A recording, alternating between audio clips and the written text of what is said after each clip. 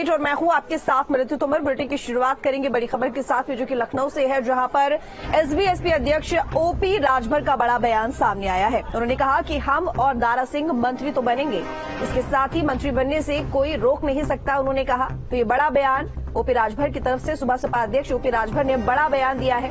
उन्होंने कहा कि हम और दारा सिंह मंत्री तो बनेंगे और हमें मंत्री बनने से कोई रोक नहीं सकता है।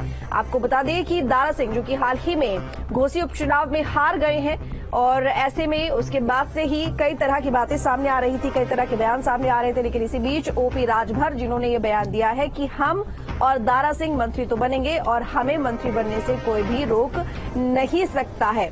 इस बयान को लेकर भी कई मायने निकाले जा रहे हैं। आपको बता दें कि सुबह सपा के अध्यक्ष हैं ओपी राजभर, और उनकी बयानबाजी जो कि अक्सर ही चर्चाओं में रहती है, और एक और उनका बड़ा बयान जिसमें उन्होंने कहा कि हम और दारा सिंह मंत्री बनेंगे, जरूर बनेंगे, और हमें मंत्री बनने से कोई नहीं रोक सकता।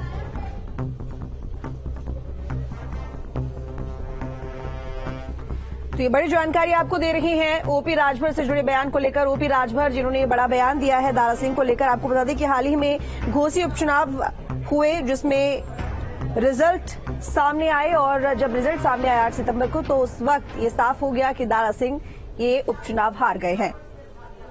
तो ऐसे में ओपी राजभर, जो कि बड़ी बड़ी बातें कर रहे थे इस उपचुनाव से पहले कि बीजेपी ही जीतेगी, दारा सिंह ही जीतेंगे, तमाम तरह की बयानबाजी उनकी तरफ से की गई, और अब उन्होंने ये बड़ा बयान दिया है। उन्होंने कहा है कि भले ही दारा सिंह हार गए हों, इससे कोई फर्क नहीं पड़ता, लेकिन हम और दारा सिंह मंत्री जरूर बनेंगे और हमें मंत्री बनने से कोई नहीं रोक सकता है। दारा सिंह, जो कि हाल ही में समाजवादी पार्टी से इस्तीफा देकर बीजेपी जिन्होंने ज्वाइन की, और वहीं ओपी राजभर की बात करें तो वो भी बीजेपी से अलायंस में हैं, जुड़े हुए हैं, और ऐसे में उनकी तरफ से ये बयान, जिसके कई मायने निकाले जा रहे हैं, वो यही कि आखिर हारने के बाद भी उन्हें मंत्री बनने से कोई नहीं रोक सकता। तो क्यों निखिल शर्मा हमारे साथ जुड़े ज्यादा जानकारी के साथ में। निखिल, आपसे जानना चाहूंगी, ओपी राजभर, जो कि अक्सर अपनी बयानबाजी को लेकर चर्चाओं में रहते हैं, उन्होंने एक और बड़ा बयान दे दिया है, और वो ये कि हम और यहाँ पर जो दारा सिंह है, उन्हें मंत्री बनने से कोई नहीं रोक सकता है और हम मंत्री जरूर बनेंगे।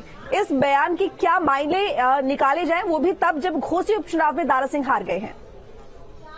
देखिए, दो बातें साफ है। एक तो ओम प्रकाश राजभर अपने बड़बोलेपन के लिए जाने जाते हैं। यही वजह है कि आप देखिए पिछले 2 दिनों तो सोशल मीडिया पर चर्चा का विषय बने हुए हैं, पोस्टर उनके चर्चा पर है, और दूसरी तरफ लगातार वो इस तरह के दावे करते हैं, उसको लेकर भी सवाल उनके ऊपर खड़े होते हैं।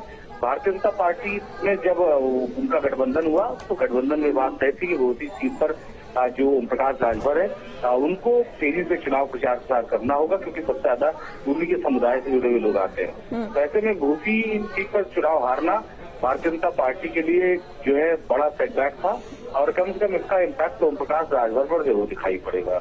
हालांकि ओम प्रकाश राजभर बयान बहादुर माने जाते हैं और बयान देने में कभी पीछे हटते नहीं। उनका बयान जो आया है वो इस बात का संकेत दे रहा है कि उन्हें जो आश्वासन दिया गया था चुनाव से पहले भारतीय जनता पार्टी की तरफ से, उसको अभी वो मान के चल रहे हैं, सत्ता मान के चल रहे हैं। उन्हें चुनाव के बाद मंत्री पद जो है दे दिया जाएगा। लेकिन संभावनाएं बहुत बदली हैं, और राजनीति में संभावनाओं का बहुत इम्पैक्ट होता है। तो अभी क्या संभावनाएं बनेंगी या क्या बन रही है, ये चर्चा का विषय है। अभी फिलहाल जो स्थिति है, एक बात तो बहुत साफ है कि ओम प्रकाश राजभर और दारा सिंह चौहान दोनों को भारतीय जनता पार्टी की घोषित सीट हारने से काफी देर पहुंचा। जी बिल्कुल निखिल, लेकिन देखिए यहाँ पर ओपी राजभर अपने लिए बयानबाजी करते हैं, वो तो समझ में आता है, क्योंकि ऐसे में, क्योंकि वो जैसे कि अभी आपने कहा कि बयानवीर उनको कहा जाता है, लेकिन सबसे बड़ी बात ये कि दारा सिंह वो चुनाव हार गए हैं, और वो अक्सर पार्टी बदलते रहते हैं, दल बदलते रहते हैं, एक बड़ा नुकसान हुआ है। अब इसको लेकर कहा जा रहा था कि कहीं ना कहीं इंडिया जो है उससे ये लड़ाई है, ये उपचुनाव है, तो ऐसे में इंडिया बनाम बीजेपी था, तो ऐसे में जो इंडिया दल है, यानी कि जो पूरा अलायंस हुआ है विपक्ष का, वो जीता है। दूसरी बात ये कि इसको ऐसे भी देखा जा रहा था कि जो बीजेपी काम कर रही है, योगी सरकार जो काम कर रही है, उसके हिसाब से भी, उसके आधार से भी इस चुनाव को देखा जा रहा था। लेकिन अब क्योंकि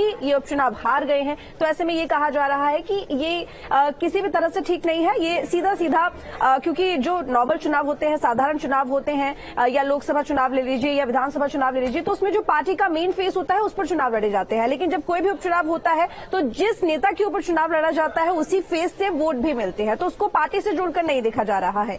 ऐसे में अब यहाँ पर दारा सिंह की भूमिका की अगर बात करें तो वो पार्टी में क्या रहने वाली है? देखिए, जो घोसी चुनाव है इसमें एक बात बहुत साफ थी, लड़ाई समाजवादी पार्टी और भारतीय जनता पार्टी की नहीं थी। यहाँ लड़ाई प्रत्याशी की थी, दारा सिंह चौहान की थी और समाजवादी पार्टी के प्रत्याशी की थी।